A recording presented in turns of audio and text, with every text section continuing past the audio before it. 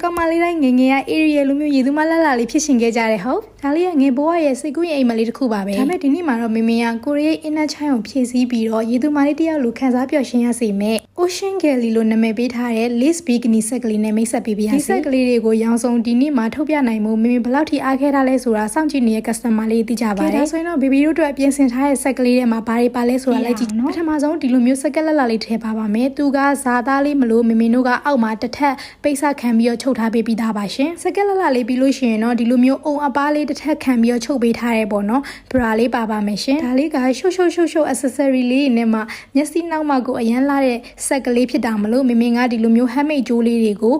ကြိုက်နှစ်သက်ရအယောင်တိုင်းပေါ့နော်ဒါလေးဆိုလို့ရှိရင်မေမေအနီလေးရွေးထားတယ်အနီလေးဆိုလို့ရှိရင်အနီလေးနှစ်ကြိုးပေါ့နော်ထည့်ပေးပါမယ်အခုမေမေလုပ်ပြနေတဲ့အတိုင်းလေးကိုယ့်အိမ်မှာကိုကြိုက်တယ်လို့ဒီဇိုင်းနဲ့ဆင်ဝှလို့ရပါတယ်ပြီးလို့ရှိရင်ဒီလိုမျိုးပလဲကုန်းကြိုးအရှိလေးတစ်ခုကိုလည်းအလားဆင်မှုအတွက်မင်းတို့က free ထည့်ပေးမယ်ပေါ့နော်ဒါလေးရတယ်ကိုကြိုက်တယ်လို့ကိုစိတ်ကူးရှိတယ်လို့အလားအဖော်လို့ရပါတယ်ကြိုးအရှိတစ်ခုကိုဒီလိုမျိုးခါမှာပတ်လိုက်မယ်ဒီဟာလေးတွေကကို creative ဖြစ်တယ်လို့ကိုဒီဇိုင်းထွင်တယ်လို့ပေါ့နော်အလားဆင်ပြီးတော့လုပ်လို့ရပါတယ်ပြီးမင်းတို့ကဒီလိုမျိုးအပြင်မှာရှာရခက်တဲ့လီဘန်တစ်ပွင့်ကိုလည်း free ထည့်ပေးမယ်ပြီးလို့ရှိရင်ဒီဟာလေးတွေကိုအလားဆင်မှုအတွက်ဒီလိုမျိုးအကျိတ်တွေကိုလည်း၄-၅ခုထည့်ပေးမယ်ပေါ့နော်အကြီးလေးတွေရောသေးလေးရောဒါဆိုလို့ရှိရင်တော့ final look ကလေးကပြီးသွားပါပြီဘေဘီလေးတို့ကိုပေးမယ်ဘီကနီဆက်ကလေးကတော့ဒီလိုမျိုးအားလုံးအပြည့်စုံစွာပါဝင်မှာဖြစ်ပါတယ်ဒီလိုမျိုးပါဝင်ပစ္စည်းများစွာပါတဲ့ all in one တစ်ဆက်လုံးကိုမှမမီနိုစီမှာ9000ကျော်နဲ့ရပါမယ်ရှင်အင်တာမှာဆိုလို့ရှိရင်8000တသိန်းထိပေါက်တဲ့ဒီဇိုင်းလေးကိုမမ